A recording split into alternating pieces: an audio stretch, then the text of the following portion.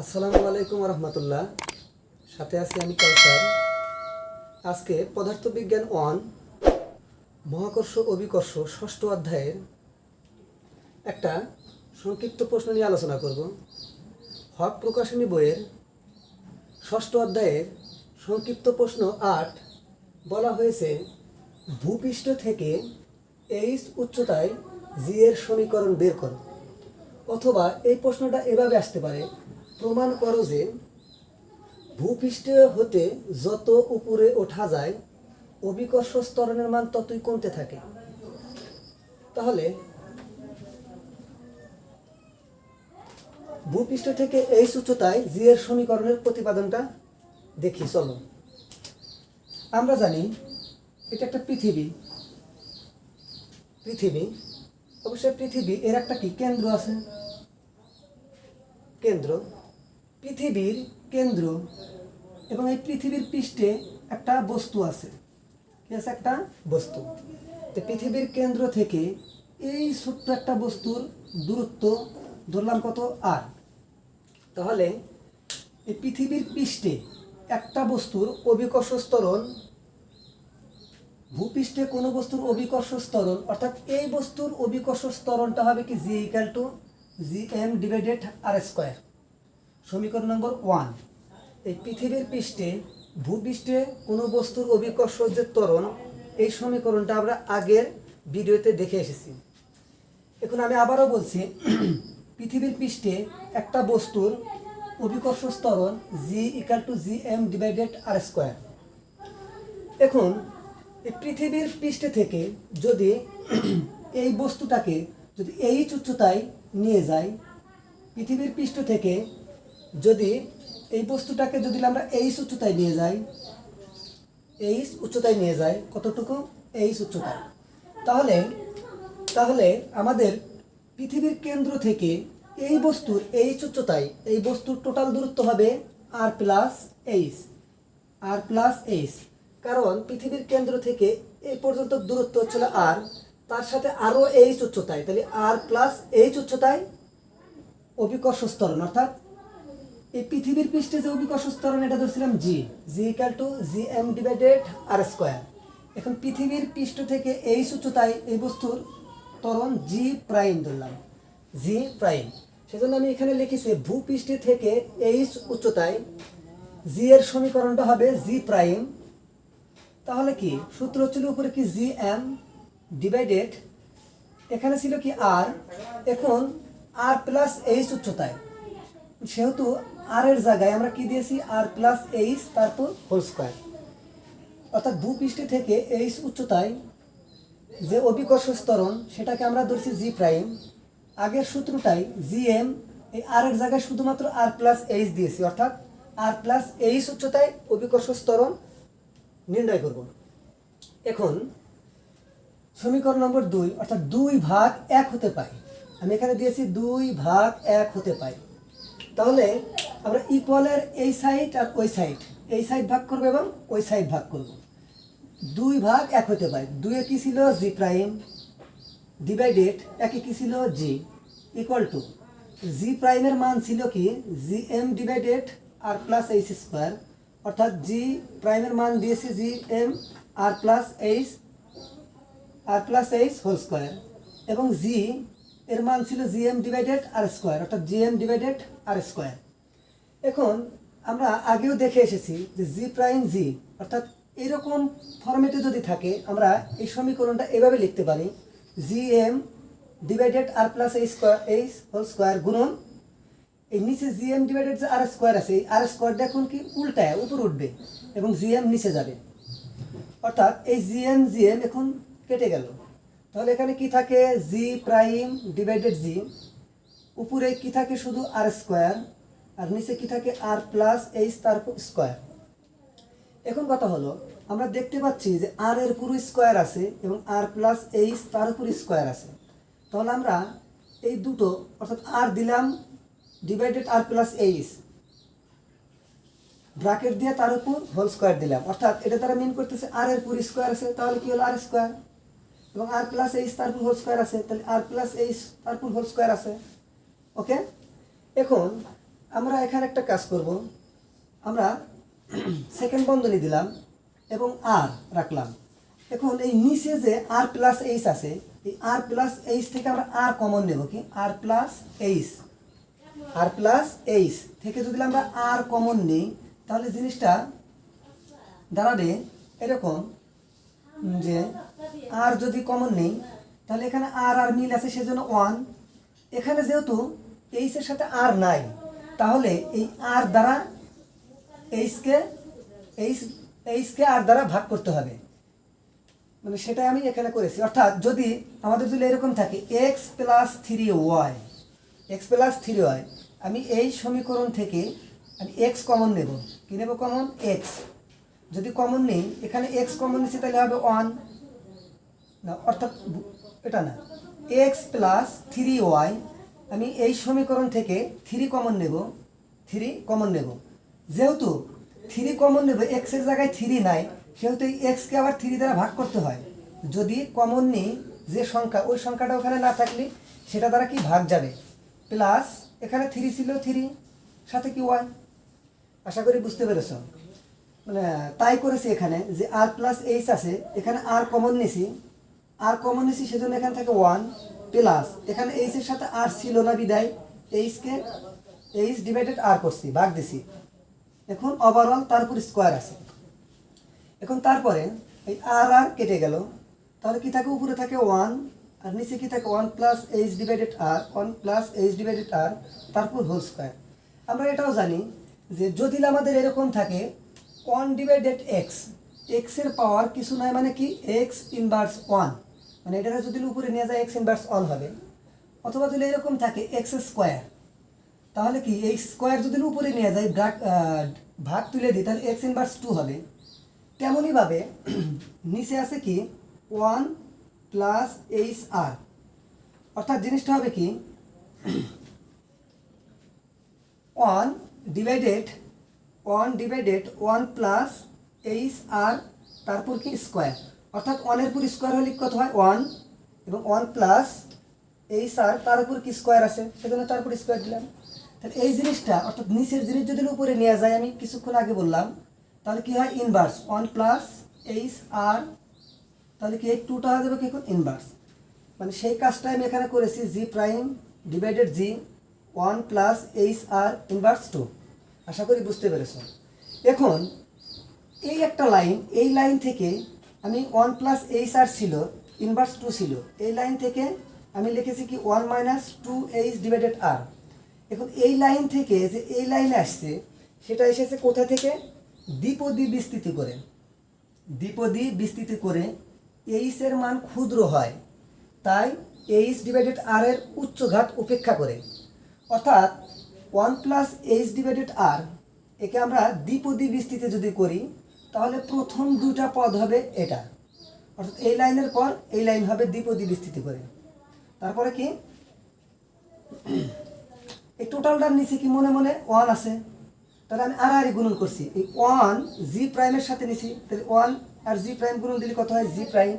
আর এই জিটা কি এর সাথে গুণন হয়েছে, অর্থাৎ সেই জন্য কি জি এখানে লিখেছি 1 মাইনাস 2 এইচ ডিভাইডেড আর। আশা করি বুঝতে পেরেছ। অর্থাৎ যদি বলা হয় ভূপৃষ্ঠ থেকে এইচ উচ্চতায় জি এর সমীকরণ বের করো, তাহলে এই পর্যন্ত দিলেই শেষ, এই পর্যন্ত লিখলেই শেষ। অথবা যদি বলে প্রমাণ করো যে ভূপৃষ্ঠ হতে যত উপরে ওঠা যায় অভিকর্ষ ত্বরণের মান ততই কমতে থাকে, তাহলে মানে এটার অ্যান্সারটাও এই পর্যন্ত দিলেই হবে। দেখুন আমরা দেখব একটু যে আসলে তোমরা এই লাইনের পর এই লাইন মুখস্থ করে লিখবা, মানে এতটুকু মানে বিস্তৃতি করে অনেক লেন্থি হয়ে যায় আর কি, বোঝার অসুবিধা হবে, সেজন্য এই লাইনের পর তোমরা এই লাইন লিখবা। এখন আমরা একটু দেখব যে 1 প্লাস এইচ ডিভাইডেড আর মাইনাস 2, এইটা দ্বিপদী বিস্তৃতি করে কিভাবে এটা আসলো, এখন এটা একটু আমরা দেখব।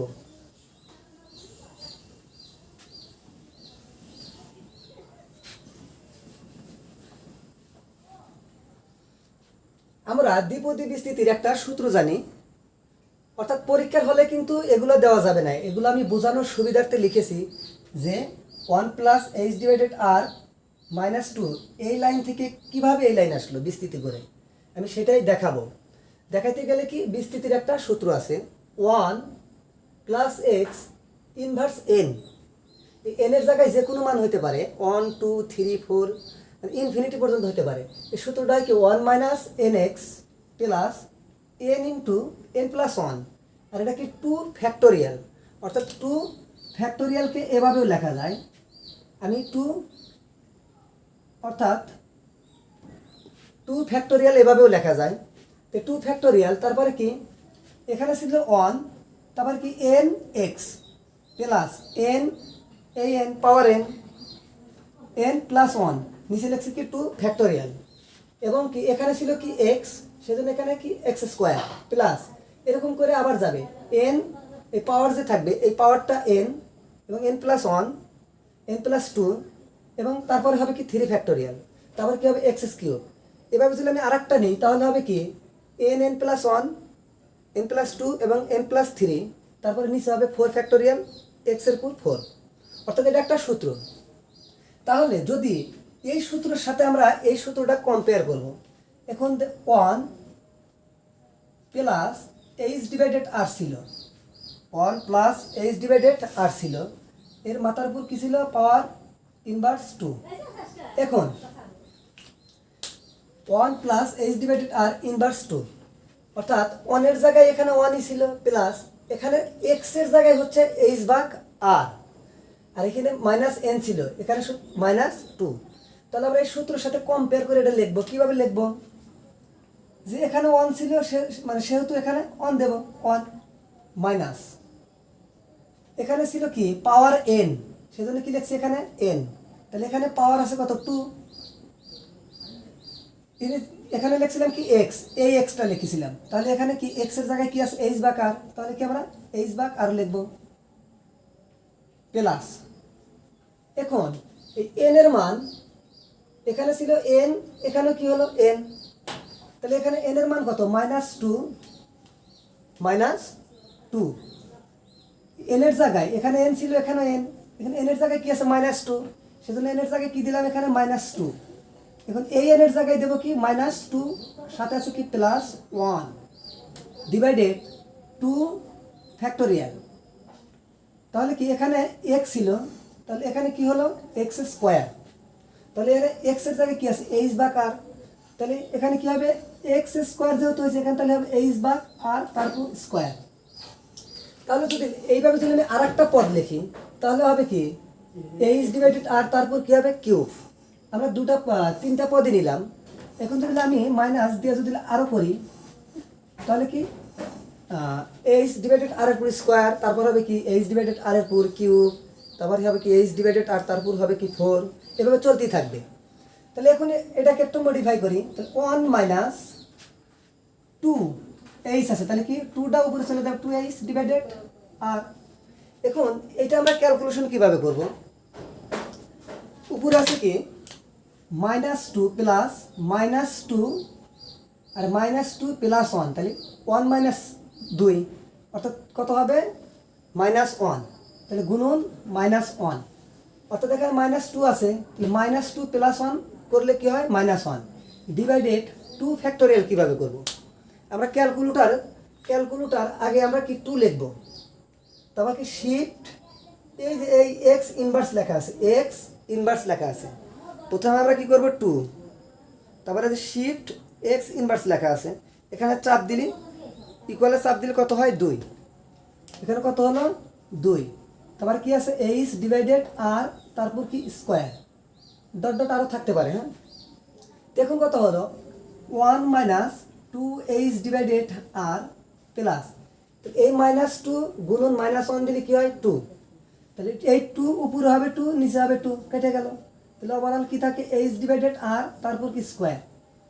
এখন যদি আমি আরও পদ সংখ্যা নেইনি তাহলে এরকম যদি আরও যদি হতে পারে যে h ডিভাইডেড আর তারপর কত হতে পারে 3, আবার হতে পারে h ডিভাইডেড আর তারপর হতে পারে কি 4, আমরা আরও হবে কিন্তু আমরা নেইনি, আমরা অর্থাৎ 2টা পদ পর্যন্ত 3টা পদ পর্যন্ত নিয়েছি। 1 মাইনাস 2h ডিভাইডেড আর প্লাস এটা ক্যালকুলেশন করলাম, ক্যালকুলেশন করে এই মানটা আসলো, অর্থাৎ জিনিসটা হচ্ছে 1 মাইনাস 2h ডিভাইডেড আর প্লাস টু টু কেটে গেলে 1, তাহলে এখানে কি থাকে এইচ ডিভাইডেড আর, তারপর স্কোয়ার। এখন কথা হলো এই সূত্র থেকে আমি এই সূত্রের সাথে এটা কম্পেয়ার করে লিখেছি, তাহলে 1 মাইনাস, আমি আবারও বলছি এখানে ছিল 1, সেজন্য লিখছি 1 মাইনাস পাওয়ার ছিল n, n লিখছি, তাহলে কি এখানে x ছিল এই এক্সটা লিখছি, তারপর কি n ইন্টু n প্লাস 1, nটা কি পাওয়ার n প্লাস 1, আর নিচে কি 2 ফ্যাক্টোরিয়াল, তারপর এখানে ছিল x, তারপর কি x স্কোয়ার, ডট ডট আরও চলতেই থাকবে। তাহলে আমরা 1 এর জায়গায় কি 1 প্লাস x এর জায়গায় কি দিয়েছি h ডিভাইডেড r, তারপর কি আছে -2। তাহলে আমরা যখন এখানে 1 ছিল এখানে 1 দিছি, তাহলে এখানে 1 আছে এখানে 1 দেব। এখানে ছিল x আর এখানে ছিল কি h বা r, এখানে পাওয়ার n ছিল n দিছি, এখানে পাওয়ার 2 ছিল সেজন্য এখানে কি 2 দিছি, এখানে ছিল x সেজন্য এখানে x দিছি, এখানে কি h বা r আছে সেজন্য কি দিছি h বা r, প্লাস n এর জায়গায় এখন কি বসাবো, এখানে n পাওয়ার, এখানে পাওয়ার হিসেবে n কত -2 ইন্টু n -2 প্লাস 1, আর নিচে কি 2 ফ্যাক্টোরিয়াল সূত্র, তারপর কি হবে এখানে এখানে x ছিল এখানে x স্কোয়ার, তাহলে x এর জায়গায় এখানে কি আছে h বা r, সেজন্য h বা r এর পুরো স্কোয়ার। এইভাবে আরো যদি আমরা করি তাহলে কি এইভাবে হবে h ডিভাইডেড r এর পুরো কিউব, h ডিভাইডেড r তারপর 4 এরকম হবে। তো আমরা অত দূর পর্যন্ত যাব না, তে 1 মাইনাস 2h ডিভাইডেড r, অর্থাৎ আমরা তো দেখলাম যে দ্বিপদী বিস্তৃতি করে দুটা পদ, অর্থাৎ দ্বিপদী বিস্তৃতি করলে এই লাইন থেকে এই লাইনে আসে, আর এই উচ্চঘাত এখানে কি বলছে h ডিভাইডেড r এর উচ্চঘাত উপেক্ষা করে, অর্থাৎ নেগলেক্ট করে। উচ্চঘাত বলতে বুঝাইতেছে এটার পাওয়ার 1 ছিল, পরে এটার পাওয়ার কি 2, তার মানে এটার থেকে পাওয়ার হিসেবে বড়, সেজন্য এটার বলা হয়েছে উচ্চঘাত। তারপর আরও কি হবে h ডিভাইডেড r, তারপর কি হবে 3, তাহলে ওটা আরও উচ্চঘাত। অর্থাৎ আমরা প্রথম 2 পদ নিয়েছি, নেওয়ার পরে পরের যে উচ্চঘাতগুলা 2, 3, 4 এগুলো সব নেগলেক্ট করছি, বাদ দিছি। সেই জন্য এখানে এই কথাটা বলছে দ্বিপদী বিস্তৃতি করে h এর মান ক্ষুদ্র, তাই h ডিভাইডেড r এর উচ্চঘাত উপেক্ষা করে মানে h ডিভাইডেড r এর যে উচ্চঘাত হবে সেগুলো বাদ দিয়ে যা থাকবে আমরা সেটাই নেব। আশা করি বুঝতে পেরেছো। এই 1 প্লাস h r ডিভাইডেড -2 মানেই 1 মাইনাস 2h ডিভাইডেড r, আমি সেই কাজটাই করেছি। 1 প্লাস h ডিভাইডেড r -2 এই লাইন থেকে আমরা এই লাইন দ্বিপদী বিস্তৃতি করে এনেছি। এখন তোমাদের কাজ হবে এই লাইন থেকে, আমি তো একটু দেখিয়ে দিলাম যে এই লাইন থেকে কিভাবে এই লাইনে আসি দ্বিপদী বিস্তৃতি করে। তোমাদের অত কিছু ভাবতে হবে না, এত কিছু করতে হবে না। তোমরা শুধুমাত্র এই লাইন থেকে এই লাইন লিখবা, পাশে লিখে দিবে দ্বিপদী বিস্তৃতি করে h ডিভাইডেড r এর মান ক্ষুদ্র, তাই h ডিভাইডেড r এর উচ্চঘাত মানে কি পাওয়ার, বাদ দিয়ে মানে এতটুকু লেখে এই পর্যন্ত লিখবা, লিখলি শেষ। এই পর্যন্তই কি ভূপৃষ্ঠ থেকে h উচ্চতায় g এর সমীকরণ বের করো, এতটুকু পর্যন্ত দিলেই হয়ে যাবে। এখন পরে বলছে ভূপৃষ্ঠ হইতে যত উপরে ওঠা যায় অভিকর্ষ ত্বরণের মান ততই কমতে থাকে। আমরা এটা একটু মানে দেখিয়ে দিই যে আসলে ঘটনাটা কি। যে আমরা সমীকরণটা পেয়েছি g prime g 1 minus 2h divided r।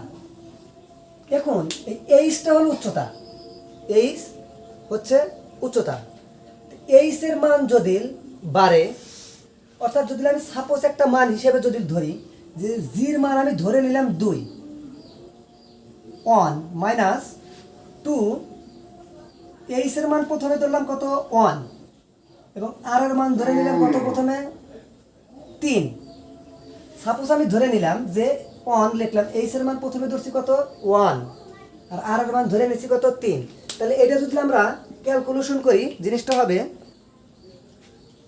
2 গুণন 1 ভাগ 3 মাইনাস 1 গুণন 2, তার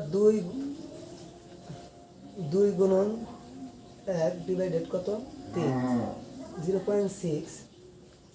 তাহলে 1 মাইনাস 0.66 হবে, 27 গুণন 2 দিন, তো এটার মানটা হবে 0.668 এটা হলো। এখন যদি আমরা এই সমীকরণে h এর মান প্রথমে দিয়েছিলাম কত 1, এখন h এর মান যদি বাড়াই, এইচ এর মান বাড়ানো মানে কি আরও উপরে ওঠা, অনের তুলনায় আরও একটু উপরে। যদি আমি এইচ এর মান আগে জি 2 রাখবো এবং অনই এবং 2 আছে, এইচ এর মান আগে দিছিলাম 1, এখন দেবো কত, দেবো হচ্ছে কত 3 দিলাম, অর্থাৎ বাড়ায় দিলাম, একটু বাড়ায় দেওয়া মানে কি ভূপৃষ্ঠের থেকে আরও একটু উপরে ওঠা। আর নিচে কত, সাপোজ ধরে নিলাম আর মান 3। তাহলে এটা যদি ক্যালকুলেশন করি অ্যান্সার দাঁড়াবে 6/3, আচ্ছা 1 - 2 গুণন 2, অর্থাৎ এটা অ্যান্সার দাঁড়াবে কি -2। এখন কথা হলো আমরা জানি তো 0 থেকে, অর্থাৎ 0 বড় -1 ছোট, তাহলে 0 থেকে যদি -2 হয় তাহলে কি -2 আরও ছোট, -1 থেকে যদি 0 বড় হয় তাহলে -2 থেকে 0 আরও বড় হবে। সেই ক্ষেত্রে এখানে আসলে 0.668 আছে, যখন উচ্চতা ধরছি আমি 1, এখন এই উচ্চতাটাকে এখন আমি বাড়ায় দিছি, বাড়ায় দেওয়া মানে কি ভূপৃষ্ঠ থেকে উপরে ওঠা, তখন এর মান দাঁড়ালো -2, অর্থাৎ এই মানের থেকে আরও ছোট মান বের হলো। অর্থাৎ এটাই বুঝাইছে যে ভূপৃষ্ঠ থেকে যত উপরে উঠবো অভিকর্ষ স্তরের মান ততই কমতে থাকবে, অর্থাৎ 0 থেকে 0.68 থেকে -2 কম। আমি একটা এক্সাম্পল হিসেবে এখানে দেখাই দিলাম, তোমরা আশা করি বুঝতে পেরেছো। হ্যাঁ, ধন্যবাদ সবাই, ভালো থাকো।